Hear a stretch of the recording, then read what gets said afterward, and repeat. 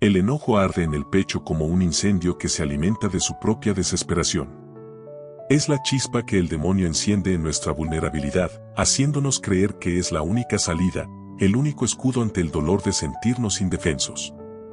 Pero no es un refugio, sino una prisión. Una prisión que a veces construimos con nuestras propias manos, porque en el fondo nos da miedo sentirnos débiles. Nos da terror admitir que estamos rotos. El que es tardo para la ira es grande en entendimiento, mas el que es impaciente de espíritu enaltece la necedad. Proverbios 14, 29. ¿Cuántas veces el enojo ha nublado nuestra razón, llevándonos a decir o hacer lo que después nos consume en la culpa? Es la trampa perfecta, primero nos convence de que tenemos derecho a la furia y luego nos hunde en el remordimiento. Nos hace creer que la ira nos protege, pero en realidad nos encadena. Nos dice que no debemos permitir que nos hieran, pero en el fondo nos hace más frágiles, más susceptibles al dolor. Jesús mismo conoció el enojo cuando vio el templo convertido en un mercado, pero su ira no fue descontrolada ni egoísta. Fue un fuego santo, un celo por la casa de su Padre. La nuestra, en cambio, es muchas veces un deseo de venganza, una necesidad de imponer justicia según nuestro criterio. ¿Pero qué nos dice el Señor? Mía es la venganza, yo pagaré, dice el Señor. Romanos 12, 19. No nos toca a nosotros castigar, sino confiar. Y qué difícil es confiar cuando la ira nos ciega y nos hace sentir poderosos por un instante, antes de dejarnos aún más rotos de lo que estábamos. San Francisco de Sales dijo, es mejor encender una luz que maldecir la oscuridad. La ira es maldecir la oscuridad, es gritar contra la injusticia sin darnos cuenta de que solo sumamos más tinieblas. Y si la ira se convierte en hábito, el corazón se endurece y dejamos de escuchar la voz de Dios. El hombre iracundo suscita contiendas, mas el que tarda en airarse apacigua la rencilla. Proverbios 15, 18. ¿Y cuántas veces la ira nos hace sentir que estamos solos, que nadie nos entiende, que todos son enemigos? Es el diablo susurrando en nuestros oídos, convenciéndonos de que el enojo es nuestra única compañía. Pero el demonio es mentiroso, es manipulador. No le interesa nuestra justicia, le interesa nuestra ruina. A veces nos comemos la cabeza con lo que sentimos. Nos preguntamos por qué no podemos soltar, por qué sigue ardiendo, por qué, a pesar de querer entregarlo a Dios, sigue ahí. Y nos desesperamos, y en vez de rendirnos a Cristo, nos cerramos más.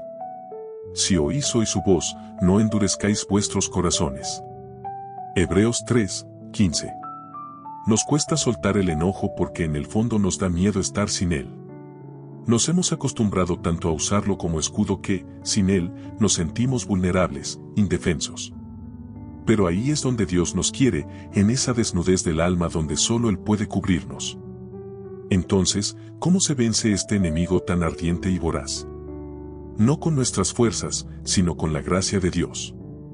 No con orgullo, sino con humildad. Sed mansos como ovejas y astutos como serpientes. Mateo 10, 16. No se trata de permitir abusos ni de callar la injusticia, sino de entregar nuestro enojo a Dios en vez de dejar que nos consuma. María Santísima, la mujer más fuerte que ha existido, vio a su hijo injustamente golpeado, humillado, asesinado, y no dejó que el odio le arrebatara la paz. Dichosos los que lloran, porque serán consolados. Mateo 5, 4. La Virgen no se rebeló contra Dios en su dolor, sino que se abandonó en sus manos. Ahí está la clave. No es fácil, pero es el único camino para que no nos devore el fuego de nuestra propia desesperación.